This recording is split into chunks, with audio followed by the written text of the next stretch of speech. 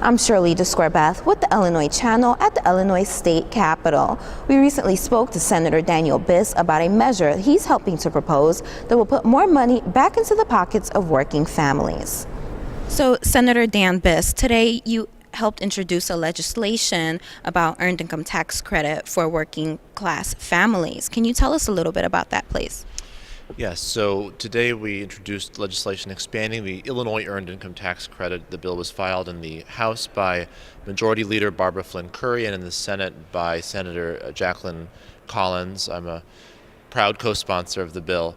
The Earned Income Tax Credit simply provides an additional refundable tax credit for low-wage working families. It's a way of encouraging and incentivizing work and helping give a hand up for families that are struggling to make ends meet while working one or sometimes more jobs. The Illinois Earned Income Tax Credit, like most states' earned income tax credits, operates at a percentage of the federal credit, and what this bill would do is to double the Illinois credit from 10% to 20% of the federal credit. We know that that would lift many, many thousands of Illinois families out of poverty and give them a shot at a middle-class life.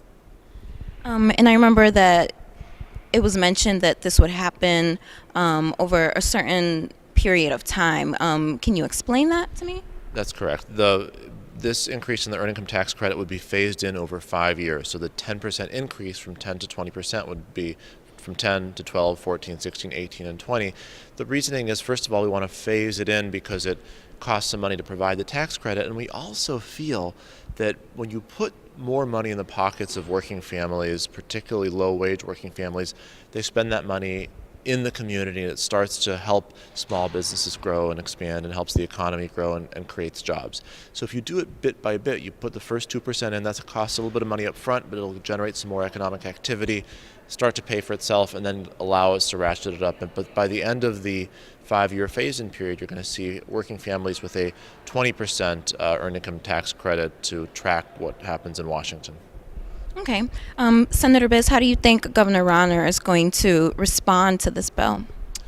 Well, I can only hope that he should support this bill. I know that he is his transition committee report talked about the increase of the Illinois earned income tax credit.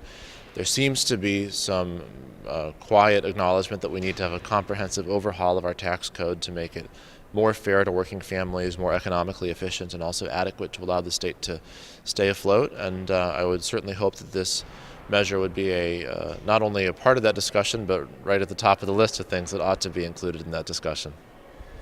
Okay, and just switching gears, what other things or issues are you working on right now? Well, I'm working on several legislative items here. We're talking near the beginning of the legislative session, and there's a wide open highway in front of us, and not so much has crashed and burned yet. So I'm working on a proposal, Senate Bill 37, to ensure that candidates have some free access to cable access television to get their message out. We are very concerned about the impact of corporate money on politics, and I think to give every candidate a basic level playing field to get that message out will really help decrease the importance of all the special interest money that is right now flooding the system and some would argue risking the integrity of the system. So that's one bill I'm excited about. I'm working on a silver alert bill. This is an interesting concept. We have a growing population of seniors. Partially it's great news, people in good health living fulfilling lives into their 80s and 90s. At the same time, though, that's resulted in an explosion in the number of Illinois residents who have Alzheimer's disease, and sometimes they wind up, because of their dementia or lack of memory, wandering off, lost, and of course creating panic in their families and communities. So the silver alert would essentially mimic the amber alert and send out an alert on highway signs and elsewhere that there's a senior citizen who is gone missing and who is believed to suffer from dementia, and that would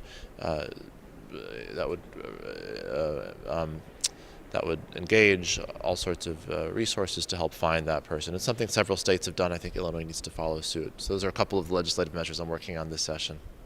Who else is supporting you on that bill, the Silver Alert bill? We're working very closely with the Alzheimer's Association, which is a growing association, quite frankly, as we have a growing population of people living in good physical health into old age.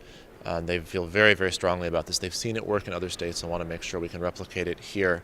I know that Senator Bertino Tarrant is a co-sponsor who's excited to help me with it, and I think we'll have a lot more support before the day is done. Wonderful. Is there anything else you'd like to add? I'm afraid you've asked all the questions. Thank you so much for your time, Senator Biss. Thanks for having me.